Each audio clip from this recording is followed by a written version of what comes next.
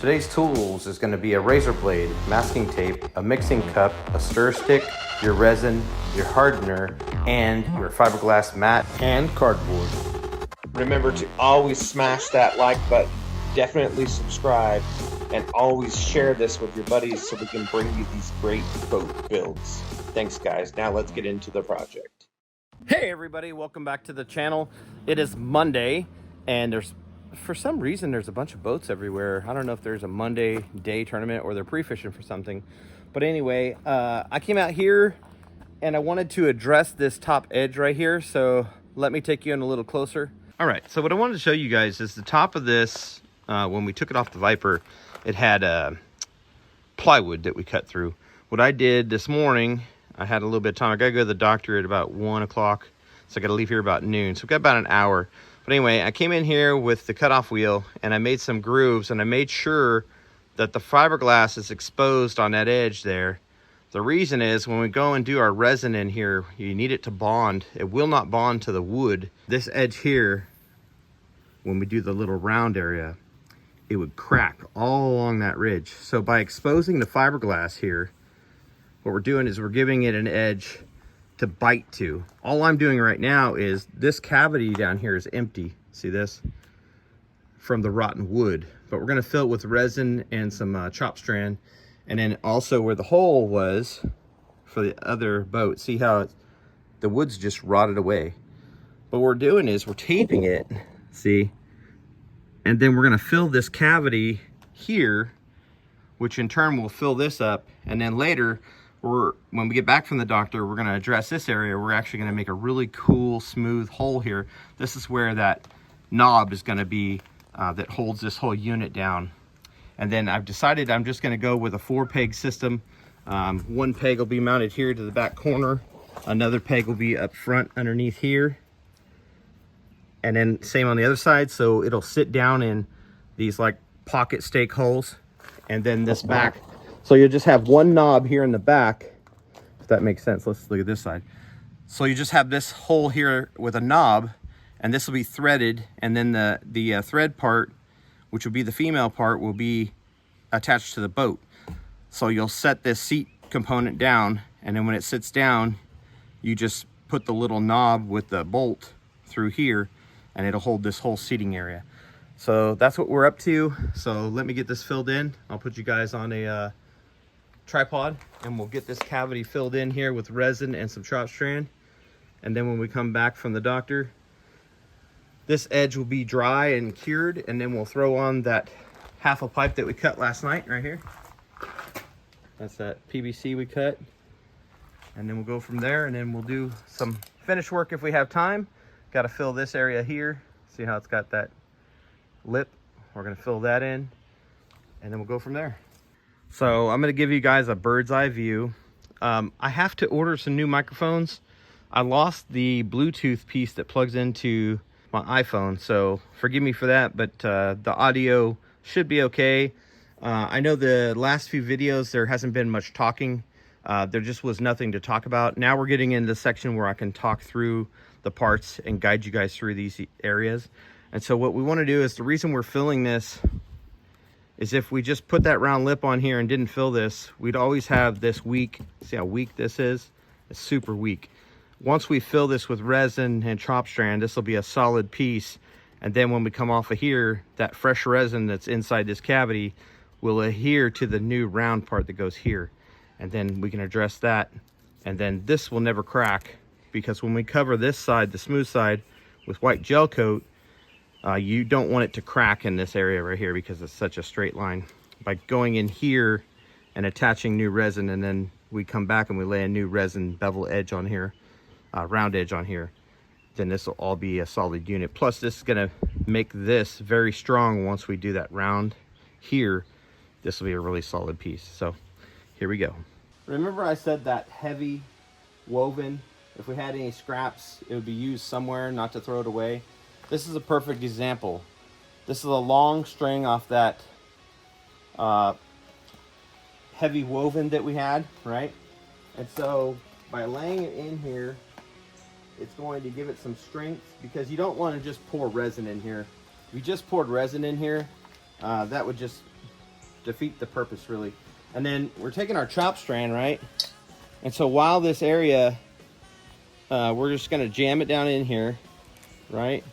And take your acid brush, take the back side of your acid brush, and you're just gonna push this in here, all right? And what we're doing is we're trying to fill up the hole with all this chop strand, so when we pour the resin in here, it's gonna have something solid to bite to, all right? So put that in there and just shove it down in there. All right. The goal here is to just cram it in there until no more will fit. All right, cram it in there till no more will fit. So just keep putting it there. All right, just keep cramming it down in there. That's what you're doing is, instead of that wood being here, now we're making a solid fiberglass that will adhere to the backside of the wood I grinded there, okay? And then back when we lay our half round here, then you could even take this and roll it up, right? And then shove it down in here because I need to fill a big space, right? And just cram it down in there until no more will fit. So we're just gonna continue to do that. Roll some more up. Those are my buddies in California. 420. Roll it up. Just cram it down in there. All right. And actually, this acid brush is really the right width because it goes down in that area, and that's the width you want to keep it. All right. I also need to stop at Dollar General and pick up some of those disposable brushes because we ran out last time. So see, I'm just rolling it up, and then where it needs it, I just put it there. All right. Put it there.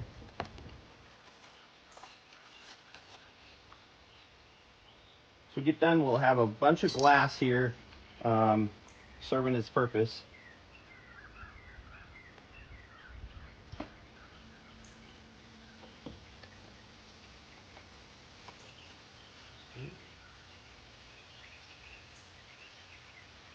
So yesterday was a tribute to the AC/DC band. I don't generally listen to heavy metal music ever, but there are some good classics.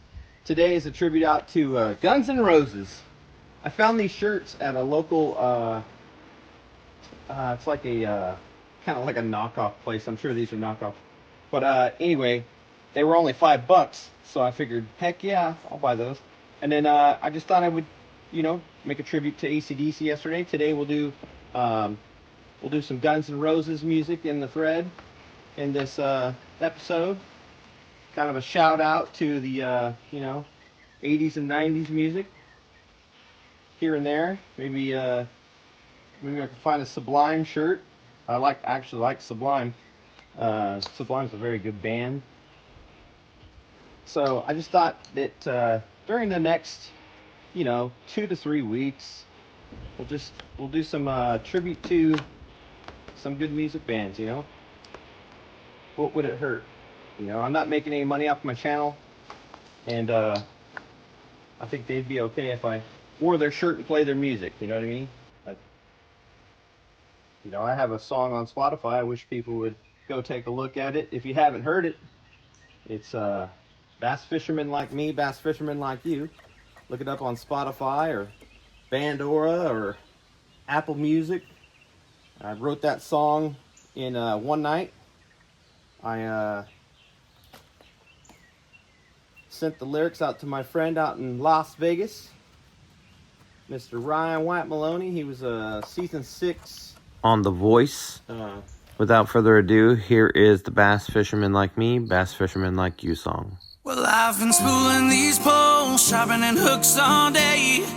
Too many nights before tournament day, so I can sit in this lake trying to find these bass. But the southern humidity's been kicking my ass. It's a damn pain what fishing's gotten to. Bass fishing me like me, bass fishing me like you. Wish I could win the next event and be the crowd favorite too, but I can't. But I can't. Fishing in this new world. blazing sonar. Elites on these southern rivers know, they just know, but won't tell me how to fish in this fishing hole. They wanna know where you're fishing, wanna know what you caught, wanna tell me some lies so I won't catch in their spot. Cause your lures ain't shit and your gear is all wet. Cause the elites be feeding bullshit. Yeah, it's a damn pain. I wish pros would look out for upcoming stars, and not just them on the fame stage up there. Every broke fisherman fighting for their lives tell you now you know it just ain't fair. Well, if she 2'3" and 17 pounds, the scale must weigh with no doubt. They're changing the game and they're bringing it down. Yeah, it's dirty as an outhouse and fishy as a trout. Oh, it's a damn pain. Big light beats from GFL, that's the beats that whooped them and beat them like hell. Wish I could win this next event and be the crowd favorite too, but I can't with this 9-foot pole, fishing in this new world, trying to get the live scoop barred. Elites on these southern rivers know, they just know, but won't tell me how to fish in this fishing hole. They wanna know where you're fishing, wanna know what you caught, wanna tell me some lies so I won't catch in their spot. Cause your lures ain't shit and your gear is all wet. Cause the elites be feeding bullshit. Yeah, it's a damn pain.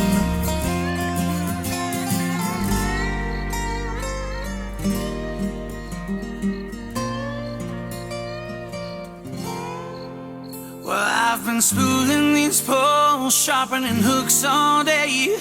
They better watch out for my big light bait.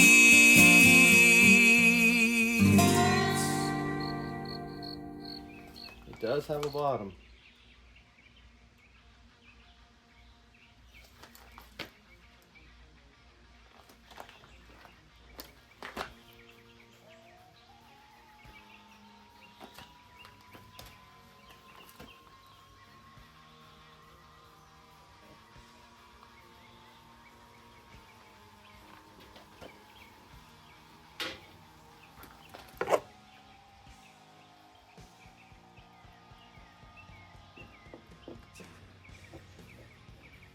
See, and you just work it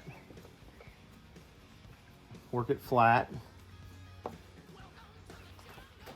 over here. See how it's coming out, and push it up, and then you just set it inside there.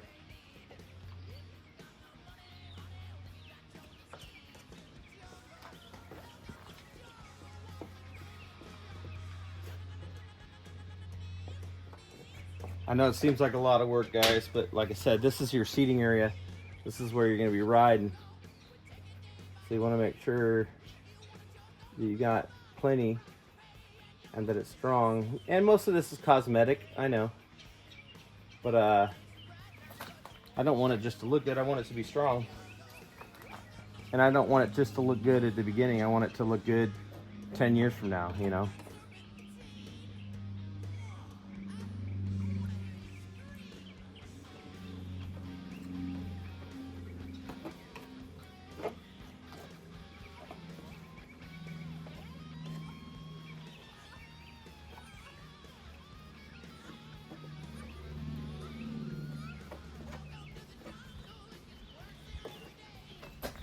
Also, you don't want this, you know, doing what it already did. So by putting the resin here instead of wood back in here, it'll never have a chance to rot out again.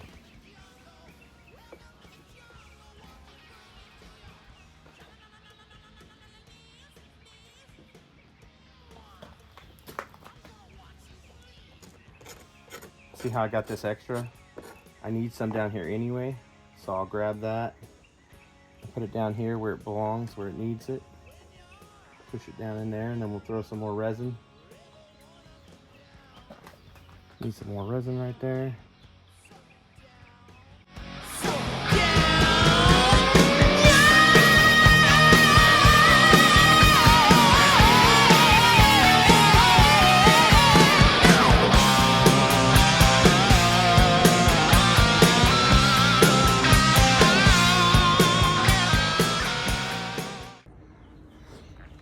Hey everybody, hey, I'm back from the doctor. We had to get some blood out of the top of the hand. That's always fun. I started taking this back apart and I thought, oh man, I better start recording this. But anyway, see, that board just provided a backing to keep this straight, because whenever you're dealing with resin, it will get hot and it'll warp. So now when I look across here, it's exactly straight, and that's what you want. So anyway, I'm gonna get the grinder flapper disc on here, and I'm gonna knock the top of this down a little bit, and then we'll get right into putting that half pipe on here, and then we're gonna address this. This almost encased all of that, but I'm just gonna have to, we'll save that for when we put I'm going to show you what we're going to do here. Instead of talking about it, I'm going to show you. But anyway, I'm back from the doctor. We got a little bit of sunlight left for the next couple hours. That's enough time for me to get this prepped, get the half pipe back on here, and do this at the same time. And I can't wait.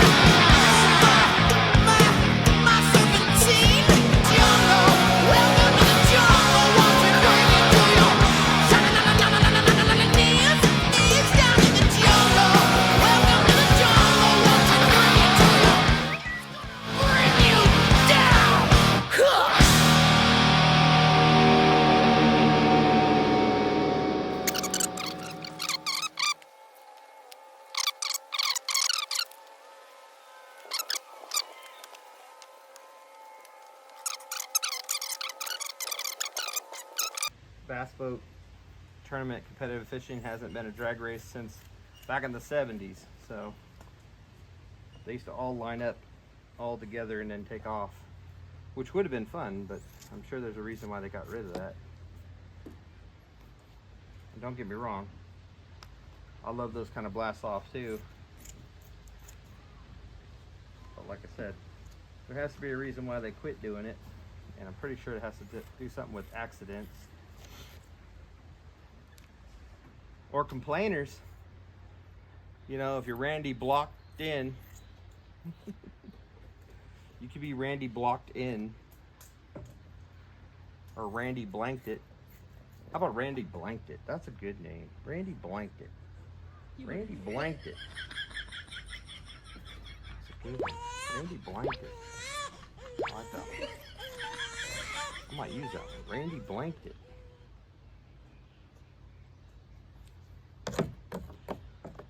Well, when you create so much clickbait and you cause such issues for yourself, you have to expect that you're going to become a target.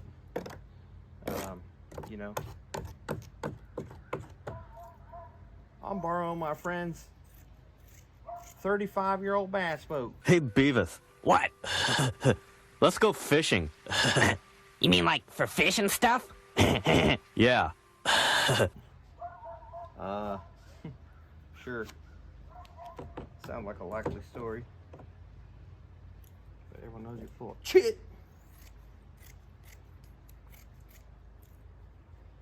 Poor Randy. Don't pick on Randy. Poor Randy. So, I want to inform, if you ever think that you're going to go and be on a Bassmaster circuit or a MLF circuit or any type of huge circuit, please go and take the proper steps to buy your domains. So, you know, BrentBridgmanFishing.com, BrentBridgman.com. You want to invest in your name, because one of these days when you're super popular and you want to use that name for branding, then it would put you in a position to be able to know that you own your brand and somebody else don't own it. Because what happens when you get so popular that you go to buy your brand and you find out that, oh my gosh, somebody owns it. Well, then you got to get a hold of them and you got to ask them, hey, buddy old pal, what's it gonna take to for me to you know, get my own name back?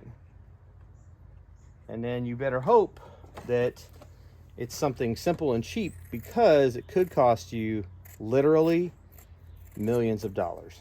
So just a word to wise, if you ever think you're going to be a huge hotshot on the tournament series or own a tackle company, you should probably go pay GoDaddy $12 for your domain name.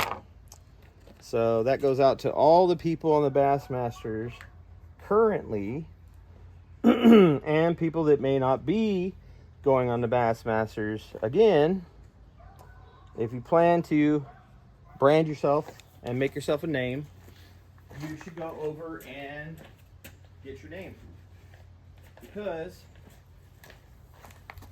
it's everything to do with branding. And if you're going to brand yourself, you're going to have it. Gonna have to have it. So that's my word of advice. Okay? I guarantee you GaryYamamoto.com is taken. I guarantee you KevinVanDam.com is taken. I guarantee you KVD.com is taken. You know? I'm pretty sure that ScottMartinFishing.com is taken. I'm pretty sure that those people got their branding people on board with what they're doing, and I'm pretty sure that they do. Now, what happens when you find out that somebody has your name, but you can't get a hold of them? Well, the nice thing about owning domains is it'll always tell who the owner is. So all you gotta do is find out who the owner of the domain is, and then you're gonna have to, it will have their contact information, by the way. So you're gonna go in there and you're gonna figure out who it is and how to get a hold of them. Now, if it was me and somebody wanted something that I owned, I don't want to hear from your publicist. I don't want to hear from your buddy. I want to hear from you directly. So if I own your domain, I want to hear from you directly. My contact information is on my page. So just food for thought. Any domains that I might own, other bass fishermen who own tackle companies who might need their name because they're getting more popular, my contact information is on the website. So yeah, that's a little nice piece of advice. It's also dropping hints for those of you that may be new to this whole branding yourself game. Get right with yourself and make sure you own your domain, because it could cost you a lot of money, especially if a person that's been trying to work with you, trying to get you to recognize something that they built that could help their fishing, any of those things. It'd be nice to make sure that you pay attention to what's going on around you, because it could be one day when you need something like your domain name, and what do you know it, the guy that's been trying to get you to use his glide baits mysteriously owns your name. Not saying that that could happen, but I've heard of stranger things, that's for sure. So milking. Anyway, so that's my lesson for the day. How about that? That's my lesson for the day. So anyway, glad I touched on that. As you can see, we just keep laying ribbon after ribbon after ribbon in this crevice here, and then it's going to take the shape of this pipe, and then when we pop this pipe off of here, it will be real strong, and we'll have an edge we can sand.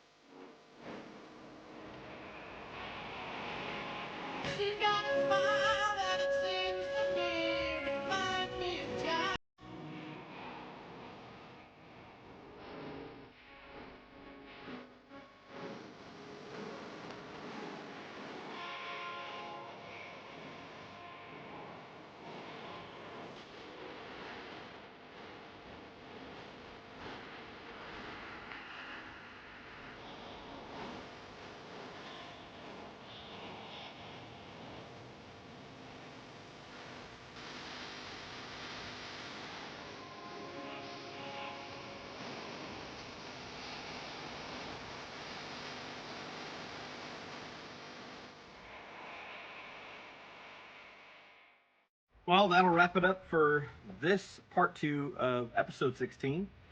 Thanks for joining me, and I hope you guys learned something. And we'll get back on this probably next Sunday morning. And then we'll go from there, and I'll show you guys. We're going to do a little bit of fiberglass work back in here. We need to get some disposable brushes. But the main thing is I wanted to get this lip done here, and then get this curing. And then once we get this cured, it'll be easy to grind it flat, and then now when this goes against the carpet that's in the back there, it'll be nice and flush. It'll have a nice fit, and then we'll bring in a little corner here so it looks nice and neat. We'll reinforce this, run this glass to tie in these corners, and then we'll flip it over, and I'll show you guys how we're going to put a fancy little dip in this area for the knob that's going to hold this seating arrangement down. So anyway, thanks for joining me. You've been watching the JFL Boat Build Series. I'm Brent Bridgman. We'll see you next weekend. You can join Brent at TikTok at Just Fish Lures.